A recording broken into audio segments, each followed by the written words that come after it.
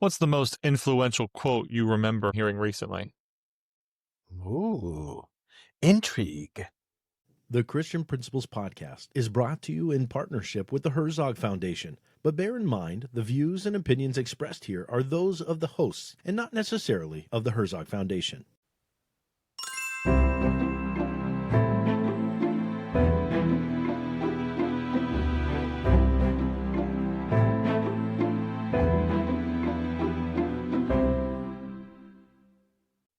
Welcome to the Christian Principles Podcast. I'm Matt George. And I'm Mark Zockoll. We are going to slough off. We're going to not use. We are going to do away with. We're going to not encumber ourselves with a script today. Off script. We're going off. Matt and I have both had some recent dealings that are not going to be the most pleasant, but which are dealings of a Christian school professional, nonetheless, and which are going to need to be a part of anything that we do. We're going to talk about that in some ways, but we're going to start first with we'll call it a famous quote now. Yeah, it's real famous now. Because I won't forget it. It's simple, effective, Indelible. And it will guide me. Yes, it is indelible. It is something that will guide me for a long time. But the statement is... Are you wanting me to say the statement? Yeah, you should say the statement now. Yeah, I was trying to set that up. I was waiting. That was a T-ball on a tee. Okay, sorry.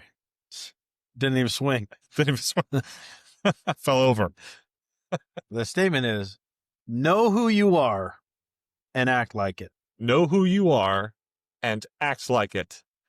Not only can I hear my father or my mother saying that to me, but more specifically, this came via the Museum of the Bible, Herzog Foundation, Teachers Retreat, training session, when Mr. Colfax made the statement as something which stuck out to him in his time of service and which furthered his Christianity, furthered his witness to those around him, knowing who he was and acting like it. And when we think about it in a biblical manner, we know who we are by knowing where we stand in Christ. Mm-hmm.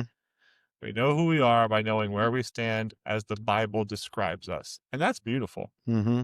And that really is the only place we know where to stand, the only kind of footing that we ever will have. Right. So if that is the case, we need to act like the little Christ we are called to be. We need to act like the Christians. Simple said. Easier said than done. Easier said than done, definitely.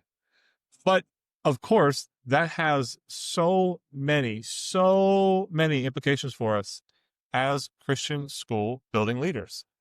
Yeah. To know who we are is to have identified what we believe to be God's vision, God's mission, God's purpose for our lives.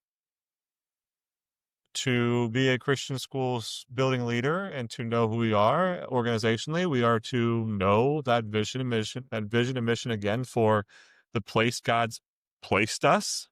That takes work. It does not come to us without sometimes blood, sweat, and tears. Right. To know what he has asked of us could be time spent on our knees, could be time spent, I would say absolutely time spent questioning. Mm-hmm. I probably never will stop questioning what God has for me. Hopefully not in the moment, but long term until I see the picture that he has for me. And that's not to say I don't find, foundation in being a Christian and the other thing that are those absolute truths, but rather I wonder what God has for me in the upcoming. I wonder what God has for me. So I do need to know who I am, and I do need to find that wherever I am in, to be content, sort of contentedness, sort of professional and personal contentedness. And if I don't have it for myself, I can expect myself to drift. I can expect myself to be in pursuit of something that will not make me as complete or blessed as God would have me to be. That's scary. And if I don't believe that my school knows who it is or what it is, if it hasn't identified its true vision and mission, then I should be expecting my school to close down, because I should expect my parents to know what they want and to be willing to, spend the money on something they can, or a mission they can get behind. If they can't get behind the mission, if they can't get behind the school's visible creation, operation, as a part of that, I don't expect to be around very long if I'm questioning what it is, especially if that questioning leads to great divergence from whatever the norm happens to be. I may be rambling at this point, but I think about knowing who I am, and I think about those things. Yeah. Sorry, I said way too much. That was That was a soliloquy, and not even a good one at that. Yeah, I just know, and maybe speaking for myself personally, not to say it's going to be easier, but maybe there is a little bit more of ease when you realize who I am isn't good and that needs to change. Sure. Because the only one we're really, granted, who we are does affect more than just ourselves, but we are in complete control of that. Mm-hmm. And when it comes to changing or identifying that your school is not what it should be, Mm-hmm. then that's going to lead to some very great challenges. Sure. That may, on the one side, seem scary, impossible, but nonetheless necessary to make certain changes. Oh, yes. And I think that's kind of what we're going to be driving at primarily, even though, we're not scripting this episode. But as we've led up to this podcast recording, and thinking through Know You Are, Act Like It, the recurring theme tends to be, this is a real obstacle that we know is in the way of being who we should be. What do we do? Yeah. And it may not be blow it up. It may not be lasso it and throw it behind you. It might be something else. It might be pick it up and take it with you. It might be deconstruct it. It could be a lot of different, verbs to what we do to that obstacle as we just continue to dismantle this metaphor. But the understanding absolutely has to be that, and act like it, there is both the difficulty of acting like it, but the freedom that comes with it when we do. And that's got to be the sun rising the next morning reason we get out of bed. Yeah. When we're talking about knowing who we are and acting like it, I'm talking about being free to pursue exactly what God has called me to do without, and you can't say care, and you can't say we're like with reckless abandon. You can't say that, because that's not true, unless you're talking about the gospel, which of course that's, yes, you better enter into that's going to be, I'm going to destroy that verse, but better to enter into eternity with fewer appendages, or that issue that you have no longer being an issue. That is reckless abandon. That is reckless love, as it says. That is knowing I am charging full steam ahead for this absolute truth. And again, reckless, people have issues with saying reckless love and whatnot, so I don't want to be careful with that again. But the understanding that I am full bore for this mission. I am full bore for exactly what I know I'm called to. And in our positions, I'm full bore for leading this institution as I have been called to and have been empowered to do. At any time we're in those positions of power, and it's relative to who you happen to be, but anytime we're in those positions of power, all the more reason for us to be exceptionally careful with making sure that we are following the mission, but doing so doggedly. This episode of the Christian Principles Podcast is brought to you by the Herzog Foundation. As Christian educators, we know that liberty without truth is fragile, and truth starts with God. That's why the Herzog Foundation has launched the Faith and Freedom 250 campaign. an initiative that equips schools and families to connect the biblical roots of American freedom to the next generation. Having started on July 4th, 2025, and following through until July 3rd, 2026, Herzog is releasing short videos each Friday, highlighting voices from across the country, educators, leaders, parents, and everyday Americans, reflecting on key moments in our nation's history and the importance of commemorating 250 years of liberty. We all understand how faith has always been central to our country's founding and why it still matters today. It's an incredible way to integrate history, civics, and biblical worldview into your school's curriculum, especially as we approach America's 250th birthday in 2026. Visit herzogfoundation.com to view their free resources and get started today. And make sure to tell them that the fellas here at the Christian Principles Podcast sent you. If your school is moving towards standards-based or mastery-based grading, GradeLink has you covered with a data-driven system for mastery-based report cards that make it easy to track students' progress based on assignments you're already grading.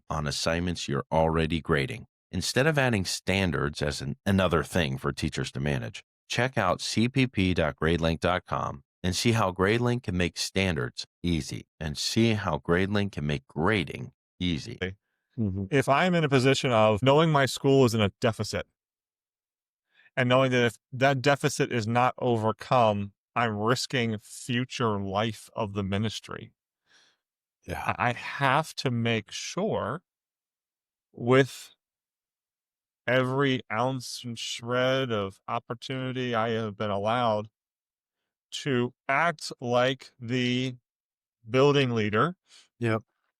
To you're going to say I'm sorry for all the things that occur that just aren't fun socially and aren't that hurt people in their professional life because let's say someone needs to get a pay cut, or someone has to get relocated, or someone has to move a grade level they don't want to move, and these.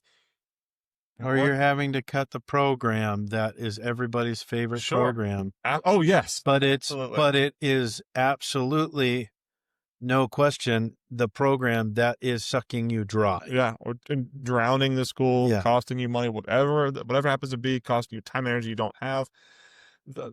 Making that call, never easy, but absolutely something which we've been empowered to do and need to do with the greater body in mind. And that's where we've got to pray. And I hope you have people praying for you who are making those calls and who do affirm you and who do love you and are able to speak God's peace and truth and love into your life, and that the scriptures do what they say they will do, and they'll come around us and give us that amazing peace, because otherwise it's lonely at the top. Otherwise, you will be blamed for things that are patently false, or you'll be blamed for things that are absolutely true. You made a decision to cut the pre-K from this school. And so I went from a position of being able to work here and afford to be here because I didn't have to put my children in daycare, but now I got to find daycare. I don't know if I can work here anymore. And there's going to be those sorts of situations that occur all throughout, or it could even be the addition of something. Yeah. I had to, there's a part of my background that includes adding athletic teams to an institution, which cost a fine arts or a drama club what they had previously. Well, it is what it is to some extent. And we're not going to go backwards, and we're not going to, not take those steps forward. There's never going to please everybody. Right. It doesn't mean we don't try. It doesn't mean don't try to live in peace. We try to live in peace with all men, but where you get in trouble is where you're just making those decisions willy-nilly. That's where it has to go back to, who are you? What are you supposed to be doing? And making sure that in some ways you are the best version of yourself as you possibly can be, all in faith, following the calling that God has called you. Absolutely. And you say willy-nilly, it could be willy-nilly, or it could be in a position of being tired or not as informed as you need to be. There could be a lot of there could be a lot of different stances we find ourselves in you need to make a decision. But it's also an opportunity to remember to cut the fat, cut the chaff, cut the different things in our lives that are stealing time from that ultimate mission or vision or for the school, that's cutting pieces of that school, that's cutting away pieces of the school's ability to offer the education it wants to offer because it's focused on, something else. That's probably enough said. Just know yourself and act like it, and Just do it. you don't have to apologize for it. And unless you do need to apologize for it, then apologize for it. Sure. But we are supposing that you are following after Christ and that you have a biblical backing for your stance, whatever the stance may be. So we're excited about the opportunities we've had to interact with people recently. In fact, we're going to shout out today Mr. Mark Hobbs. And Mr. Mark Hobbs, he's the first athletic director we're going to shout out, but we're going to do so because of our deep affection for, of course, his father, Mr. Hobbs, and the fact that he came up to us recently and he introduced himself to us. And I'm telling you right now, I think he's going to be an administrator someday. Well, you're telling the audience, but you already told him several times. Yeah, it just when you have someone of that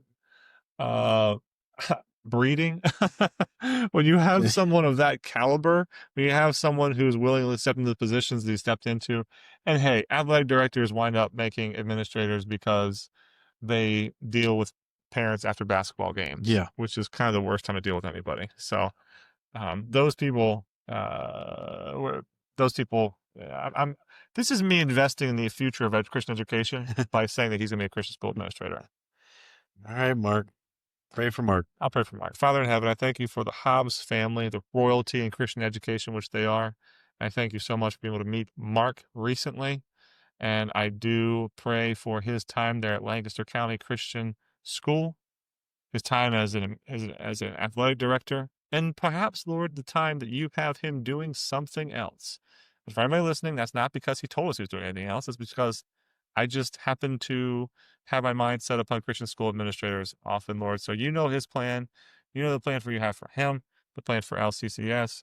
You know the plan that you have for your schools to glorify your name.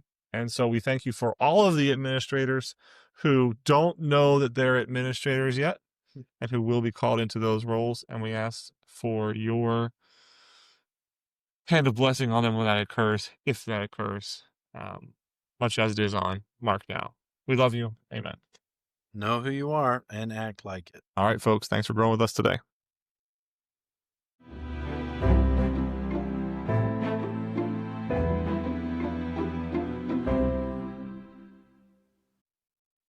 We want to thank you for listening. We're honored that you spend this time with us each week.